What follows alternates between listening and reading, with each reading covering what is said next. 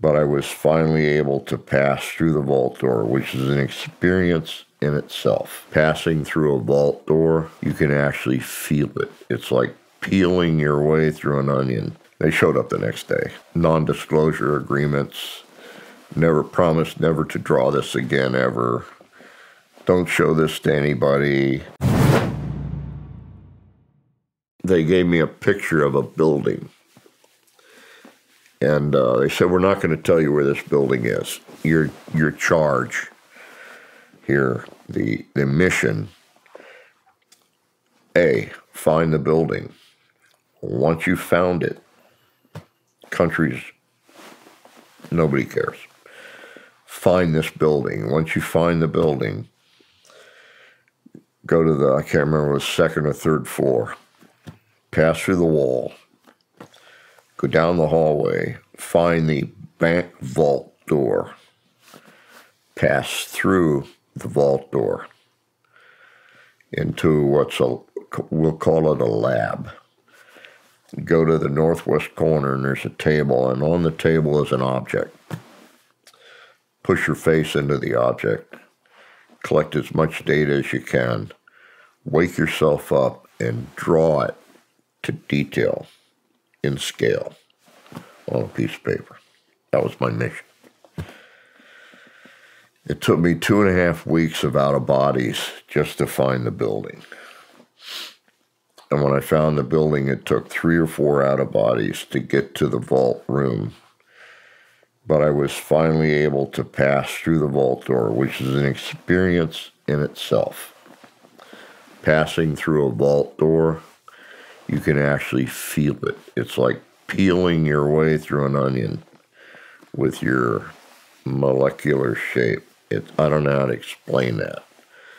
But it's like you can feel every molecule as you pass through it. I don't think it's so much the material as it's the denial of access that does that to you. I can't explain it. But you get inside the room and you go to the northwest corner. I'm not sure I was at the northwest corner. I just went to wherever the table was. And there was an object about this size on the table, and I pushed my face into it, and I memorized it in detail. Tried to understand how the parts interworked with each other, that kind of thing. And then woke myself up, and I went in. I had a drafting table in my home, and I drew a detailed picture of it. And I rolled it up, put it in a tube, and mailed it to the people that had tasked me.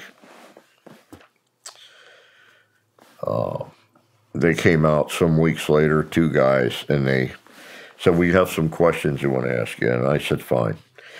They said, where did you take high-energy physics? And I said, I have never taken high-energy physics anywhere.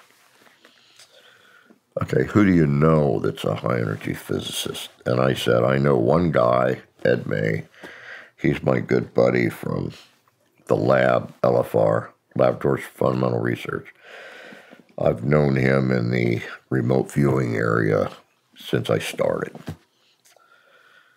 I said, I know him. He's a low-energy physicist. I don't know any high-energy physicists. Okay.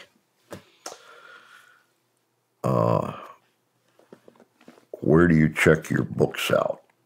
What libraries? And I was like, oh, come on. I'm starting to think, you don't believe what I did. You think I just psychically figured out what it was, and I've asked people in detail about it. No, we just really want to know where you sign your books out. So I gave them permission letters to go to the 2 libraries I used and ask, what books did he sign out? That sort of thing. I think they were very badly misled when they saw what books I signed out. So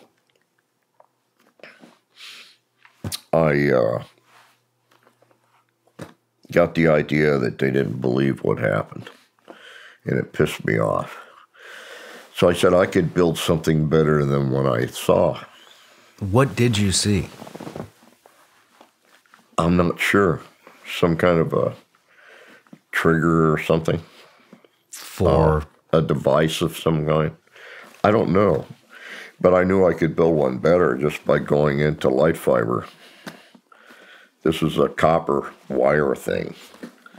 I said I could speed it up 100,000 times with light fiber.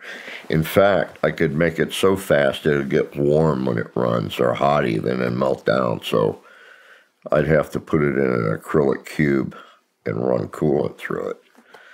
So I did all that, and I drew it in detail, but it was down to about twice the size of a pack of cigarettes. And I drew it to scale in detail with lots of notes and stuff. The big thing was there was a trigger in it. I don't know if there are certain things that if you put too much power to them, it'll kill a city. You know, it'll shut all the power down. It's like the big lights over a football field. If you just snap a switch and turn them all on at one time, the city goes dead, goes dark. So they have these switches that are slow build switches. They come on very slowly, and the lights come on very dim, and they start brightening, and eventually they come up to operating speed. That way the light doesn't explode when it's suddenly lit, and all the power is going to the lights and that sort of thing. Well, I needed one of those switches, and I couldn't find one. I went to 3 or 4 different electronic places. So I finally found a switch that would work, and I drew that into the plan. And I roll it up, put it in a tube, and mail it. They showed up the next day. Non-disclosure agreements. Never promised never to draw this again, ever. Don't show this to anybody. Don't talk about it in detail with anybody. Blah, blah, blah. So I signed all their papers and said bye. I've never been tasked with another out-of-body target. Can I ask why you signed those papers? Because I didn't give a shit. Did it bother you that somebody was having you sign documents basically saying, we're going to limit your mental capacity? No, because I can still go out of body anytime I want. I can still do things out of body. I just don't tell people about it. Where was the building? I don't know. I honestly don't. How did you find it? I don't know the answer to that either. I just kept looking everywhere I went out of body. I just kept looking. How did you begin the search? Hey everybody, I'm Shawn Ryan. Click here to subscribe to the Shawn Ryan Show YouTube channel for the hottest and most compelling interviews that you will not see anywhere else. I've also made a playlist of all the previous SRS episodes so they're easy to find. You can find that right here.